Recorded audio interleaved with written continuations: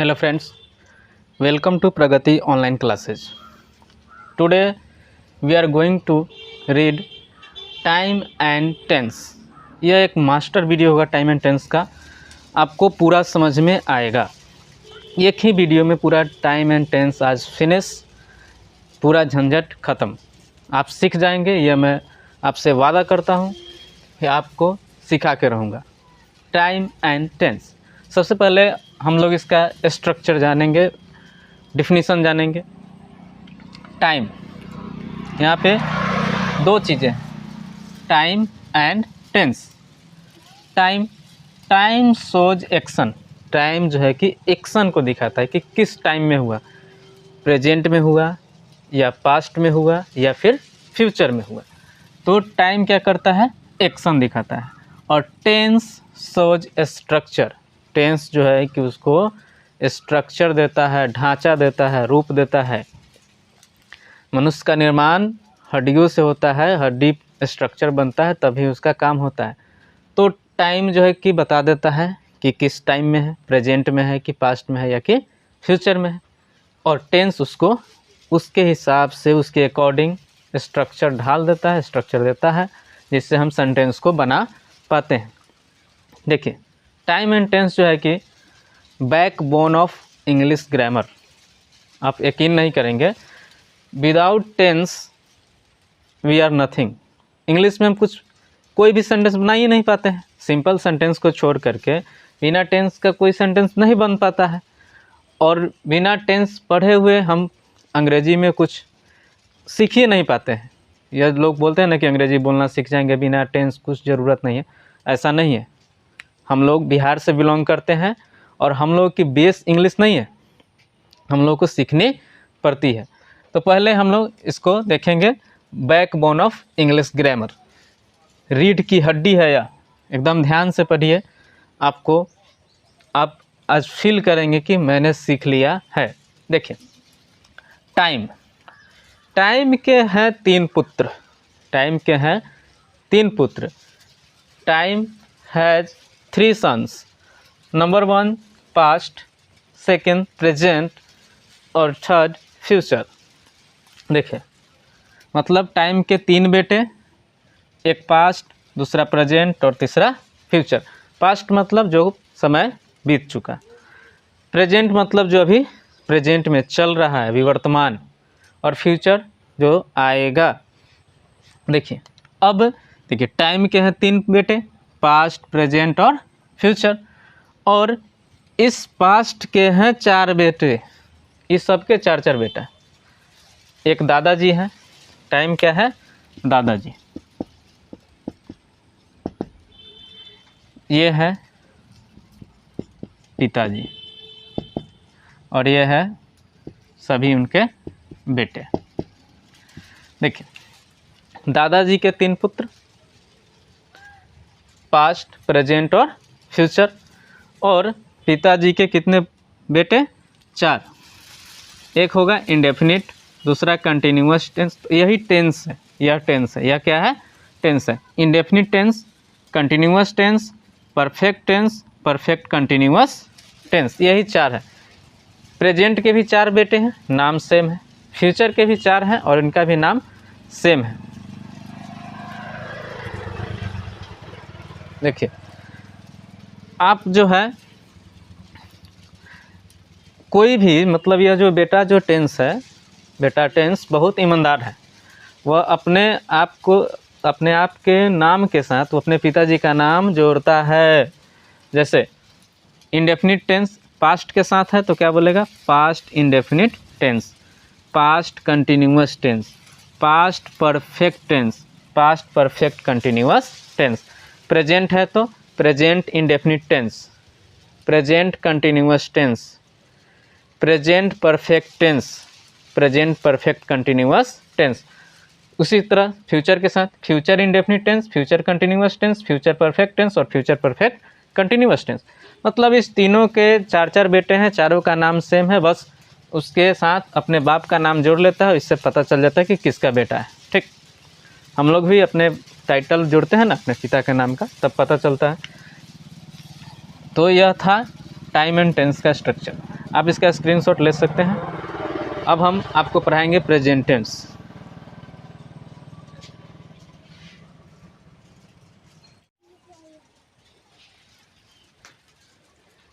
आइए अब हम लोग पढ़ेंगे tenses with present time. Present time में टेंस, तो उसका सबसे पहला था, चार है सबका। तो पहला है present indefinite tense. Present indefinite tense जो है कि हैबिचुअल एक्शन होता है, जिसके हिंदी के अंत में ता है, ती है, ते है इत्यादि लगा रहता है सब, लेकिन ज़रूरी नहीं है कि वही लगा रहे। जैसे मैं एग्जांपल देता हूँ, वह तुम्हें याद करती है, इसमें तो ती है, लेकिन यहाँ पे है उसे तुम्हें याद करने की आदत है या लत है। ये सब है, पूरा जो कि हैबिचुअल एक्शन जो है हम उसमें रखते हैं, किसमें? प्रेजेंट इंडेफिनिट टेंस में। देखिए, तो सबसे पहले स्ट्रक्चर जो है सब्जेक्ट प्लस V1 या V5 प्लस ऑब्जेक्ट, यह अफर्मेटिव है, सकारात्मक है।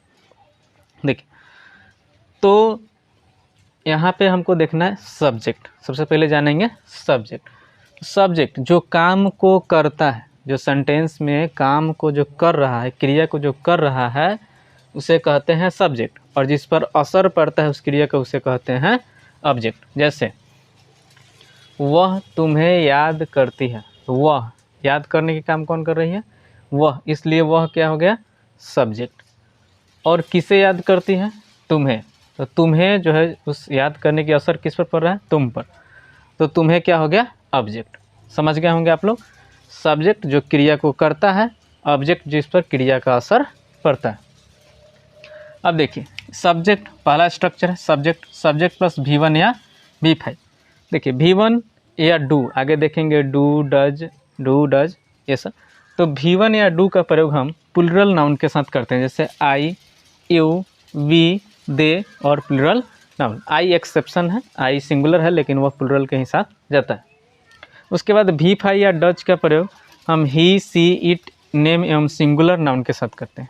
जो सिंगल हो उसके साथ V5, डबल हो जाए यानी प्लूरल हो जाए, एक से अधिक हो जाए, सेट हो जाए, तो वह जो है कि क्या हो जाएगा? प्लूरल, और वह लेगा वर्ब का फर्स्ट फॉर्म, या फिर डू डज आएगा तो पहला डू लेगा।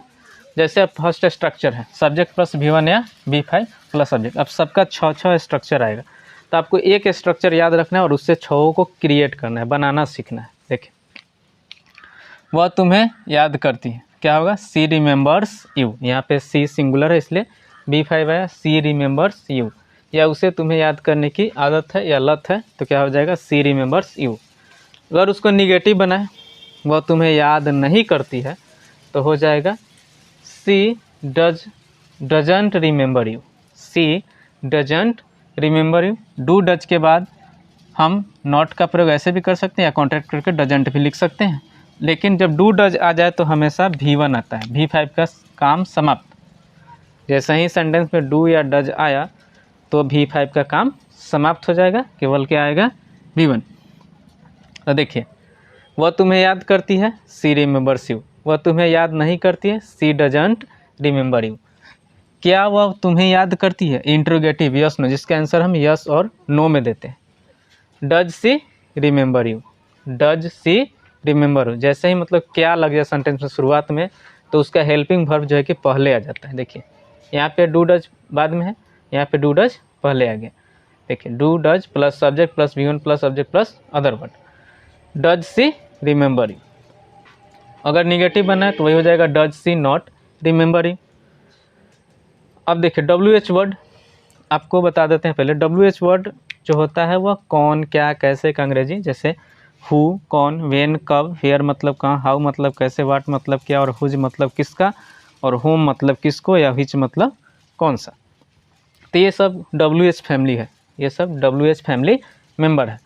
तो इसमें हम WH वर्ड के बाद हम यूज करते हैं डू या डज का plus subject plus V1 plus subject plus other word.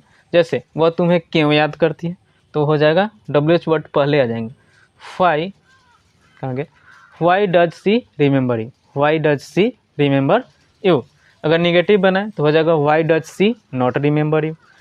Same है। अब देखिए, पहला स्ट्रक्चर है उसको देखना है। V5 के जगह पर अब डू डज का प्रयोग होने लगा। निगेटिव में डू डज आते हैं, उसके बाद डू डज ही आता है। सिर्फ अफर्मेटिव में ही V5 का यूज है, बाद बाकी V5 का यूज कहीं नहीं है, कंफ्यूज नहीं होना है आपको। या प्रेजेंट इंडेफिनिट टेंस है, जैसे अब एक सांस में याद कर लेंगे। वह तुम्हें याद करती है, क्या होगा? सी रिमेंबर्स यू। वह तुम्हें याद नहीं करती है, क्या होगा? सी डजंट रिमेंबर यू। क्या वह तुम्हें याद करती है? Does she remember you. क्या वह तुम्हें नहीं याद करती है? Does she not remember you. वह तुम्हें क्यों याद करती है? Why does she remember you. वह तुम्हें क्यों याद नहीं करती? Why does she not remember you. मतलब एक स्ट्रक्चर से आप 6 याद कर सकते हैं, आपको ज़्यादा झंझट में नहीं पड़ना है। आप इसका स्क्रीनशॉट ले सकते हैं। अब आगे हम लोग देखेंगे।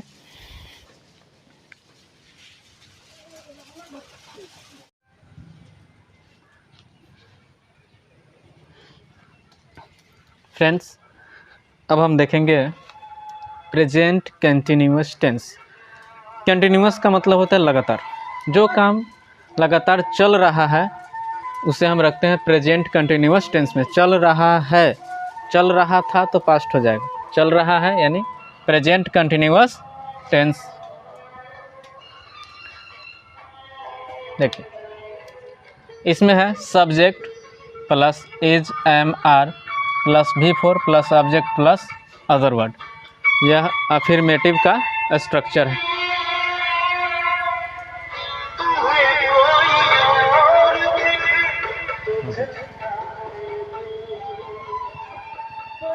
देखिए, यहाँ पे एग्जाम्पल मैंने लिया है, बसंती नाच रही है, या बसंती का नाच जारी है, या बसंती नाचने में मशगूल है।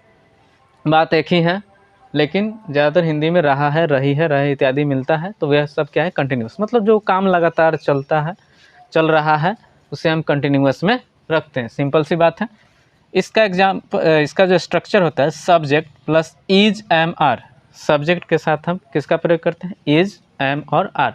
ये हेल्पिंग वर्ब है, इसे कहते हैं हेल्पिंग वर्ब, हेल्प करता है। प्लस V4 यानी ING फॉर्म, वर्ब का ING form, plus object plus other word. यह अफर्मेटिव का स्ट्रक्चर।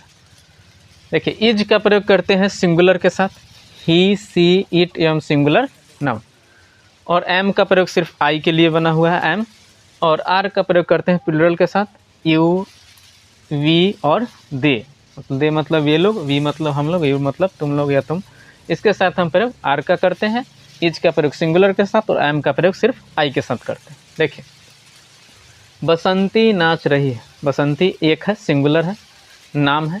बसंती इसके साथ इज लगाएंगे। बसंती इज क्या कर रही है? नाच रही है। नाचना क्या हो जाएगा? डांसिंग। Basanti is dancing. अब अगर निगेटिव कर दे तो हो जाएगा बसंती इज नॉट डांसिंग। मतलब इज एम आर के बाद नॉट जोड़ देंगे तो क्या हो जाएगा? Negative. Basanti is not dancing. अगर यस नो इंट्रोगेटिव, जैसे क्या बसंती नाच रही है, तो इज एम आर को आगे कर देंगे और सब्जेक्ट को उसके बाद कर देंगे। मतलब देखिए, इज एम आर को उठा के यहाँ रख दिए और सब्जेक्ट को इज हेल्पिंग वर्ब और सब्जेक्ट में चेंजिंग कर दिए दोनों का जगह, तो हो जाएगा yes no interrogative. Is Basanti dancing. क्या बसंती नाच रही थी? Is Basanti dancing. अगर निगेटिव बनाएंगे तो इज बसंती नॉट डांसिंग। क्या बसंती नहीं नाच रही है, मतलब नॉट लगा देंगे सब्जेक्ट के बाद। उसके बाद WH वर्ड में आते हैं। तो WH वर्ड मैंने बताया है पीछे आपको। वाई इज बसंती डांसिंग, मतलब बसंती क्यों नाच रही है।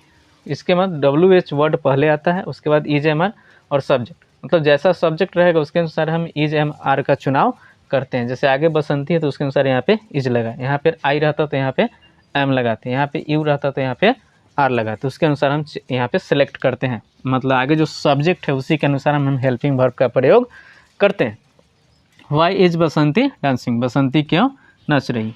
Why is Basanti not dancing, Basanti क्यों नहीं नाच रही। बहुत सिंपल है, आप 6 स्ट्रक्चर खुद से बना सकते हैं, एक बार देख लीजिए आप। बसंती नाच रही है, बसंती इज डांसिंग। बसंती नहीं नाच रही, बसंती इज नॉट डांसिंग। बसंती, उसके बाद है यस नो इंट्रोगेटिव। क्या बसंती नाच रही है? Is Basanti dancing. क्या बसंती नहीं नाच रही है? Is Basanti not dancing. Basanti क्यों नाच रही है? Why is Basanti dancing. Basanti क्यों नहीं नाच रही? Why is Basanti not dancing. बहुत ही सिंपल है, आप इसका स्क्रीनशॉट ले लीजिए। आप थोड़ा सा प्रयास कीजिए अपने अनुसार एक सेंटेंस लेकर के कि आप इसको बना पा रहे हैं कि नहीं। आप इसका स्क्रीनशॉट ले लीजिए।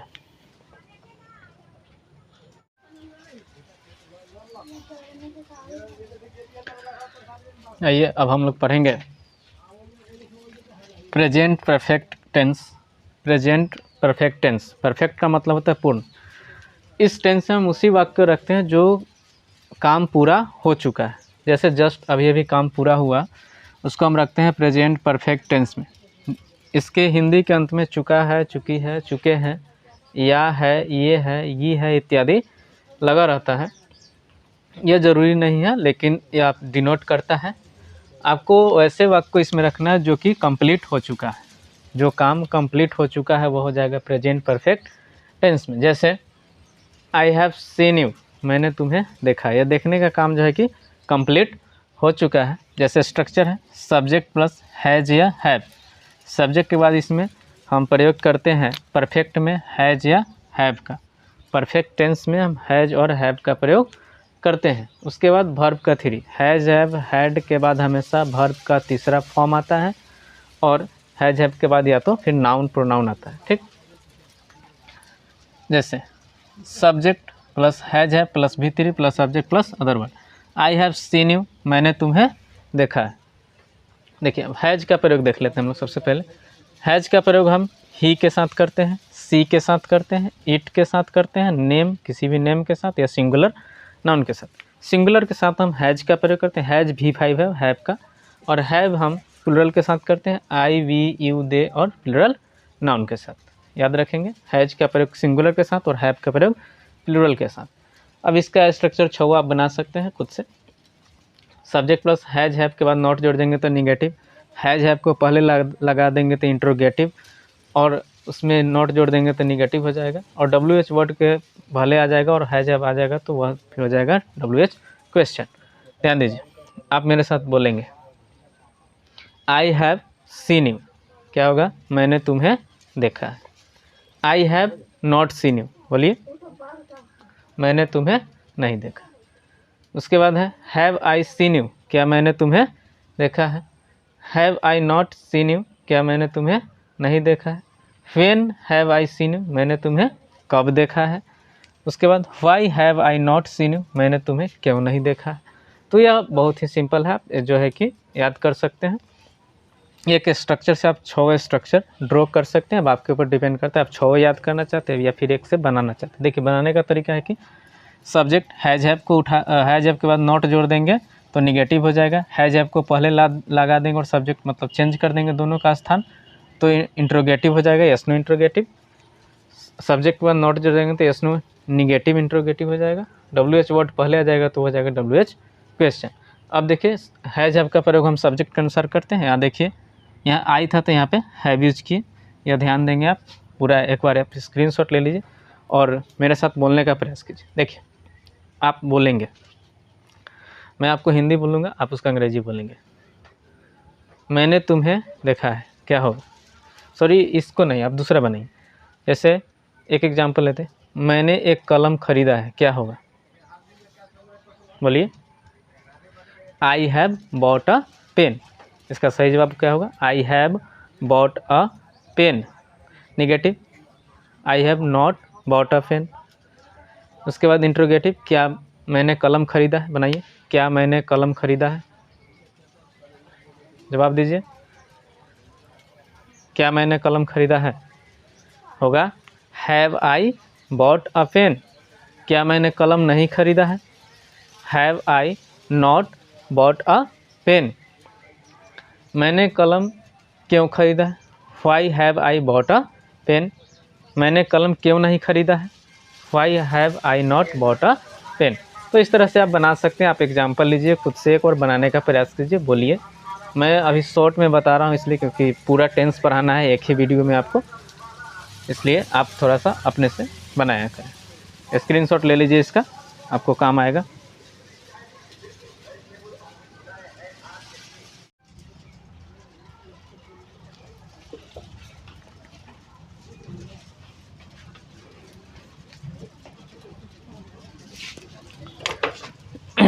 आइए अब हम लोग देखेंगे प्रेजेंट परफेक्ट कंटिन्यूअस टेंस,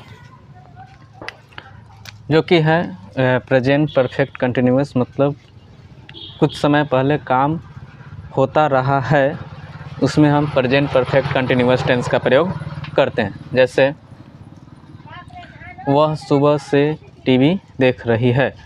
देखिए यहाँ पे ज़्यादा ध्यान देना है आपको कि टाइम मेंशन रहना चाहिए।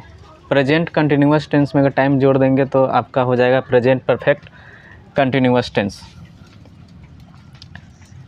जैसे यहाँ पे है वह टीवी देख रही है, तो यह हो गया प्रेजेंट कंटिन्यूअस टेंस। लेकिन जैसे ही उसमें टाइम लग गया, वह सुबह से टीवी देख रही है, तो यह हो गया प्रेजेंट परफेक्ट कंटिन्यूअस टेंस। बस कुछ नहीं अंतर है, वह ता रहा है, ते रही है, ती रही है, उससे मतलब नहीं है। मतलब इतना है कि अगर प्रेजेंट कंटिन्यूअस टेंस में टाइम मेंशन हो जाए तो वो हो जाएगा प्रेजेंट परफेक्ट कंटिन्यूअस टेंस। अब देखिए यहाँ पे स्ट्रक्चर है subject plus has have plus been plus B four plus subject plus since या फॉर। टाइम से पहले हम सिंस या फॉर का यूज करते हैं। अभी दिखाएंगे आगे क्या क्या है कहाँ पे, लेकिन आप पहले इसका बना लीजिए आप लोग, क्योंकि प्रेजेंट कंटिन्यूअस टेंस पढ़ लिए हैं। क्या होगा इसका? वह टीवी देख रही है। 10 सेकेंड है आपके पास।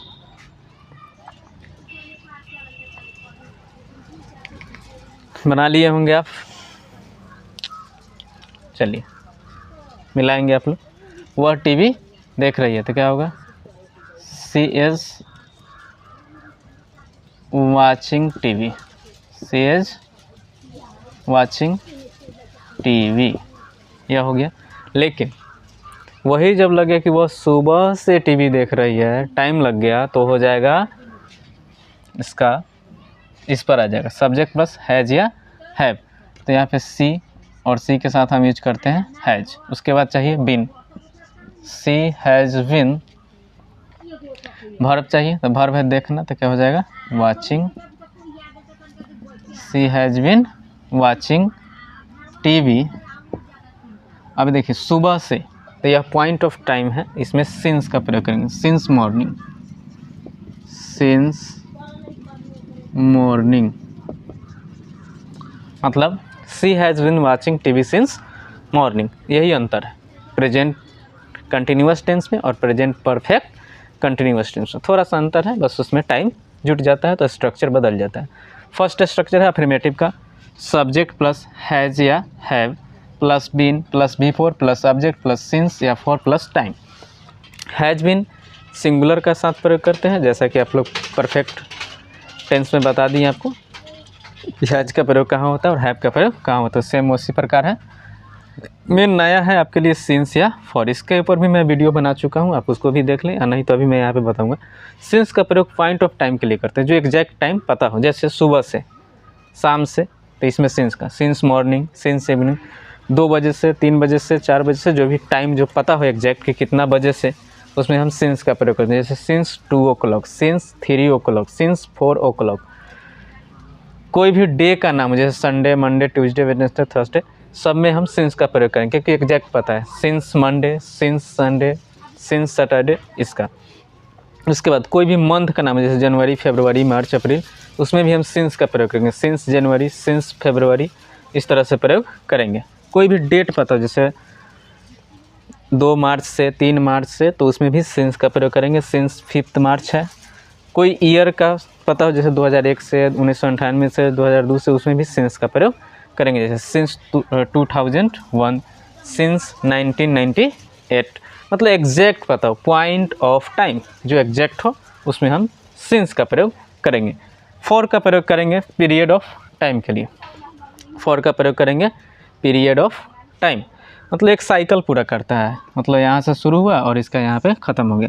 जैसे एक दिन में कितना होता है? 24 आवर, फिर 24 घंटे में दूसरा दिन आएगा, फिर 24 घंटे में तीसरा आएगा, मतलब इस तरह से एक साइकिल पूरा करता है। उसमें जैसे, तो उसमें फॉर का प्रयोग करें। जैसे for and day, for a day, एक दिन के लिए, 2 दिन के लिए फॉर 2 days, फॉर 3 days, यहाँ पे डेज हो जाएगा, फॉर 6 days, मतलब गिनती में आ जाए, गिनती में संख्या आ रहा है, उसके लिए हम फॉर का प्रयोग करेंगे। उस तरह से आवर में भी 1 घंटा, 2 घंटा, 3 घंटा, 4 घंटा, उसके लिए हम 2 hour, 3 hours के लिए हम फॉर का प्रयोग करेंगे। For 2 hours, for 3 hours, for 6 hours, इस तरह से।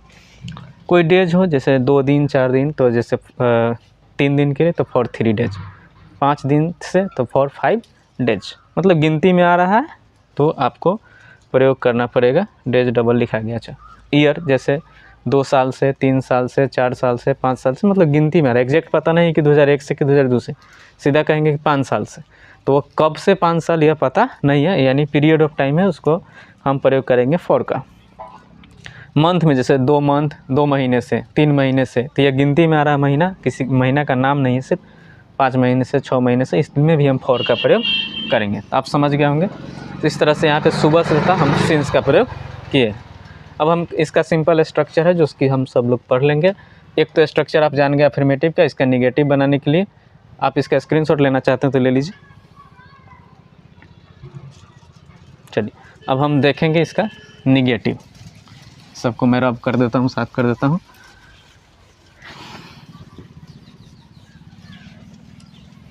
चलिए अब आइए, यह था। अब यहाँ पे जो है बीन के बाद अगर नॉट जोड़ देंगे तो हो जाएगा निगेटिव। अब देखिए कोई एग्जांपल ले लेते हैं।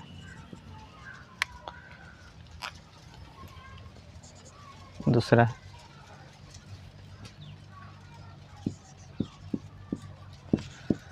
वह 2 दिन से नहीं बोल रही है। वह 2 दिन से नहीं बोल रही है, तो इसका हो जाएगा, आप लोग बनाइए। सी, इसका साथ हैज का प्रयोग करेंगे, बिन, और बिन के बाद नॉट जोड़ देना। सी हैज बिन नॉट, आप इसको हैजंट भी कर सकते हैं, तो यहाँ पे से नॉट हट जाएगा। हैज बिन नॉट स्पीकिंग,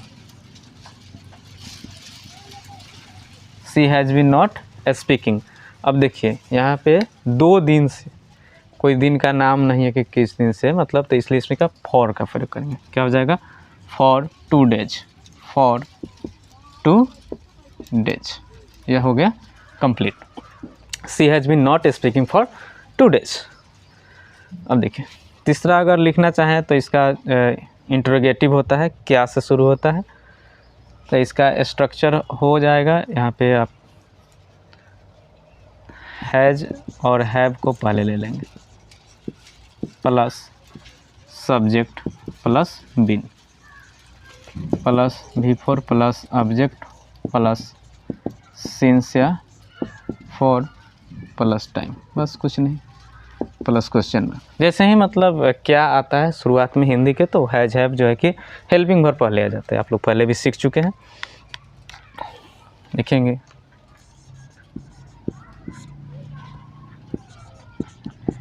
क्या मैं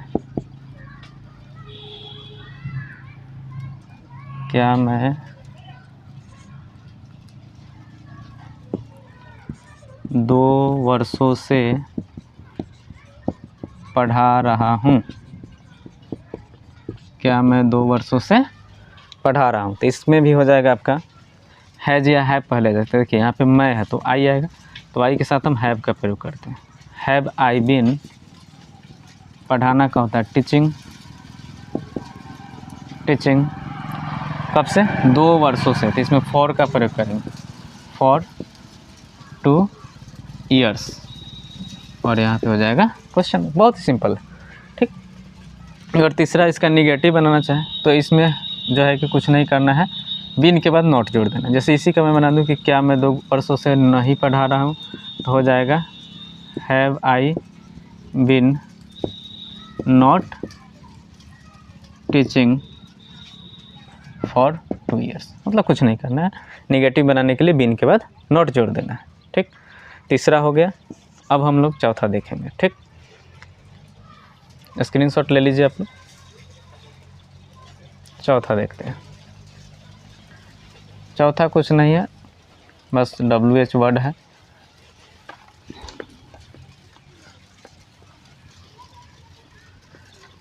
बहुत आसानी से आप लोग सीख जाएंगे। WH वर्ड तो पहले ही बता दिए हैं। चौथा जो है आपका, सॉरी ये 5वां होगा आपका, WH वर्ड प्लस हैज़ या हैव प्लस सब्जेक्ट, और कुछ नहीं, बस कुछ नहीं है। WH वर्ड प्लस हैज है plus subject plus been plus before plus subject plus since for या टाइम, सेम रहेगा, क्वेश्चन मार्क आ जाएगा। ठीक, आप एग्जाम्पल के तौर पर लिख सकते हैं,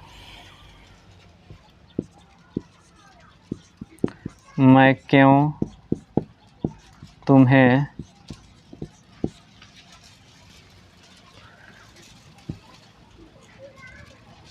सोमवार से पढ़ा रहा हूँ, सोमवार से पढ़ा रहा हूँ।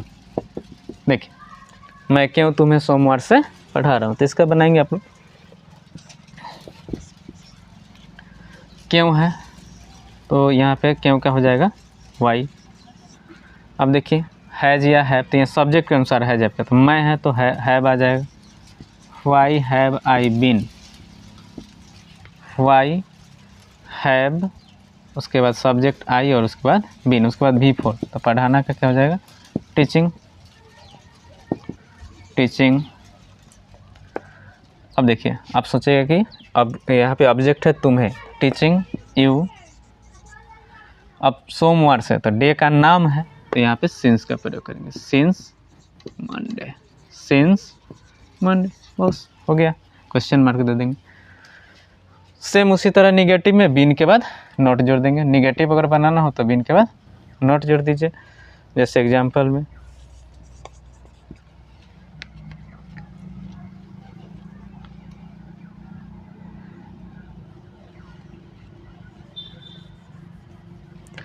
देखिए कब से रहेगा तो सिंस व्हेन का प्रयोग करेंगे। जैसे एग्जाम्पल लिखता हूँ, मैं तुम्हें कब से फ़ोन नहीं कर रहा हूँ, नहीं कर रहा हूँ, कब से। तो देखिए इसका थोड़ा सा अलग हो जाता है, पहले ही कब से, इसमें टाइम नहीं है कोई, तो यहाँ पे व्हेन से पहले ही सिंस का प्रयोग करते हैं, सिंस व्हेन, यानी कब से, सिंस व्हेन। अब चाहिए हैज़ या हैव, तो यहाँ मैं है तो क्या हो जाएगा हैव आई बीन, और निगेटिव है तो not. Since when have I been not calling, calling you, यहाँ पे रिंगिंग यू भी चलेगा, ठीक ना, कॉलिंग यू भी चलेगा। चलिए, तो यह था आपका प्रेजेंट परफेक्ट टेंस, आप लोग समझ गए होंगे। यह जो है कि अब यहाँ तक कंप्लीट हो गया, सिंपल प्रेजेंट टेंस कंप्लीट हो गया। अब आगे हम लोग पढ़ेंगे पास्ट टेंस, उसके बाद फ्यूचर टेंस। तो हम पास्ट टेंस नेक्स्ट वीडियो में पढ़ेंगे, ठीक, वीडियो लंबा हो जाएगा इसलिए यहीं पे स्टॉप करते हैं। आप लोग इसको देखने के बाद नेक्स्ट वीडियो ज़रूर देखेंगे। Thank you.